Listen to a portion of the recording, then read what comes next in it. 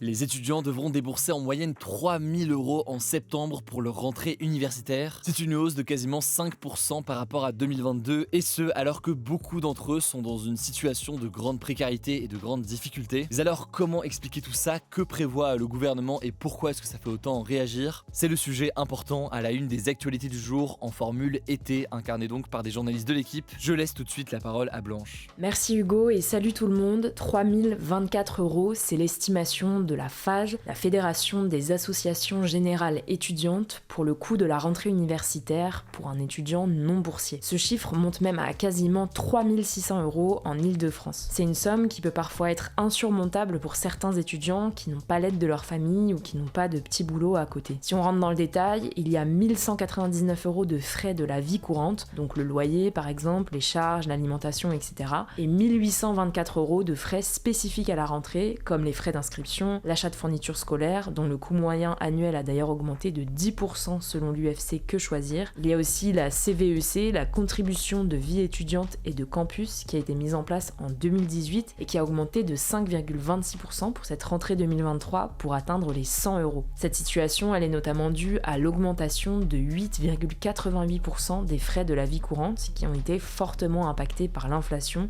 donc la hausse générale des prix. Si on prend l'exemple de l'alimentation, le budget a augmenté de 15,34% selon la FAGE, et en plus des conséquences sur le budget, ça a aussi des conséquences sur la santé puisque les étudiants se tournent vers des alternatives moins chères qui ne sont pas forcément bonnes pour la santé. D'ailleurs, sur ce sujet de la santé, le syndicat étudiant de l'UNEF estime qu'en 2022, 38% des étudiants ont renoncé à des soins médicaux, principalement pour des raisons financières. Mais alors, face à ça, que prévoit le gouvernement? Alors, une revalorisation d'1,6% des aides personnalisées au logement, les APL, a été annoncée, mais selon la FAGE, elle est bien inférieure à la hausse du montant des loyers. Le gouvernement a également augmenté les bourses sur critères sociaux de 37 € par mois, mais c'est là encore en dessous de la hausse des frais de la vie courante qui cumule une augmentation de 97,81 € par rapport à la rentrée 2022 selon la FAGE. Enfin, pour les élèves plus jeunes, le gouvernement a prévu une allocation de rentrée scolaire qui est versée à partir de ce mercredi à environ 3 millions de familles,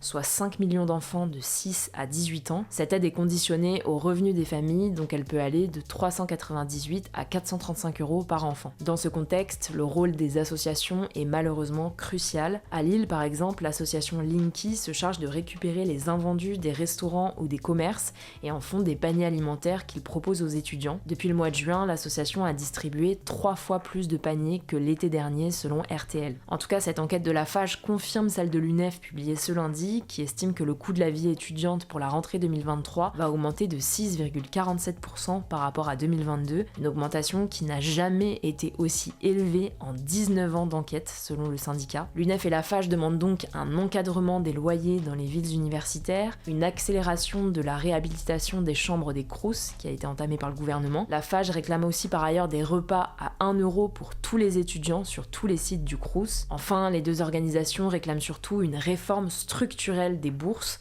pour qu'elles ne soient plus basées sur les 8 échelons qui correspondent aux revenus des parents. Alors sur ce point, des annonces vont être faites en septembre par le gouvernement, on vous tiendra au courant. En attendant, je vous laisse avec Anaïs pour le reste des actualités. Merci Blanche et salut à tous. On commence par l'incendie qui a ravagé 500 hectares dans les Pyrénées-Orientales dans le sud de la France en début de semaine, soit l'équivalent de 688 terrains de football. Alors cet incendie est désormais stabilisé, ça veut dire qu'il n'avance plus, mais il est loin d'être totalement éteint. Les pompiers continuent à surveiller et à arroser les végétations brûlées pour éviter toute reprise du feu. Ils devraient rester sur place jusqu'à ce jeudi au moins. Le feu a détruit un camping à Argelès-sur-Mer et une trentaine d'habitations dans 2 autres communes à proximité. Aucune victime n'est à déplorer parmi la population, mais 20 pompiers ont été touchés. Les Pyrénées-Orientales sont le département le plus touché par la sécheresse. Le risque d'incendie y est encore très élevé. Deuxième actu, en Libye, un pays du nord de l'Afrique, au moins 27 personnes sont mortes et une centaine ont été blessées dans des combats dans la capitale, à Tripoli. En fait, entre lundi et mardi soir, 2 groupes armés parmi les plus influents du pays se sont affrontés dans les rues avec des armes lourdes. Des tirs à l'aveugle ont même touché des zones habitées et plusieurs civils ont dû être évacués vers des zones plus sûres. En fait, depuis la chute du régime de l'ancien dirigeant libyen Kadhafi en 2011, 2 gouvernements rivaux se disputent le pouvoir du pays, ce qui contribue à la prolifération de divisions au sein de la population et à la création de groupes armés. Alors le calme était revenu ce mercredi, mais on vous tiendra au courant. Troisième actu, la Corée du Nord a affirmé que le soldat américain qui avait franchi la frontière illégalement entre les 2 Corées en juillet dernier voulait en fait fuir l'armée et les États-Unis. Alors on vous en avait parlé il y a un mois, Travis King, un soldat américain qui devait rentrer aux États-Unis après avoir eu des ennuis avec la justice sud-coréenne avait profité d'une visite guidée proche de la frontière pour s'introduire illégalement en Corée du Nord. C'est donc la première déclaration publique de la Corée du Nord sur cette affaire qui explique que le soldat aurait décidé de s'introduire dans le pays en raison, je cite, des traitements inhumains et de la discrimination raciale au sein de l'armée américaine. Le ministère de la Défense américain a indiqué qu'il n'était pas en mesure de vérifier ses propos. On vous tiendra au courant.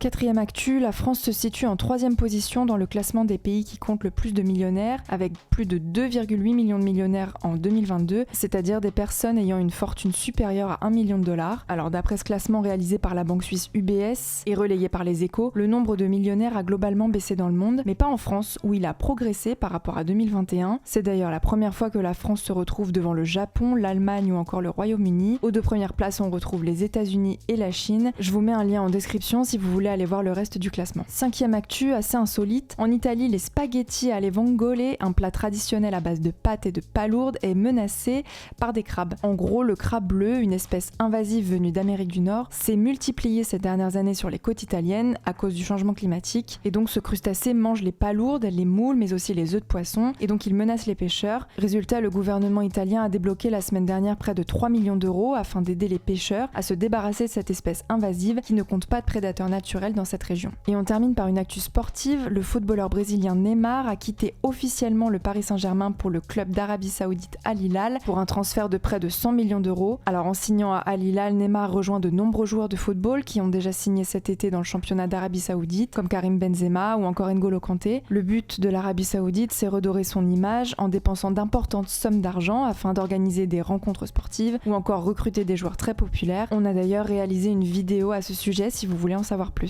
Merci beaucoup pour ces actualités. Alors je le rappelle, la formule classique des actus du jour revient fin août. Je reviens aussi de mon côté fin août. En attendant, au-delà de ce format en version été, pour suivre l'actualité au quotidien, rendez-vous sur notre newsletter qu'on a lancé il y a quelques jours pour recevoir chaque jour par email l'essentiel de l'actualité. Le lien est directement en description. On est aussi très présent sur Instagram. Le nom du compte c'est Hugo Décrypte si vous n'êtes pas encore abonné. Prenez soin de vous, prenez soin de nos proches et puis on se dit du coup à demain.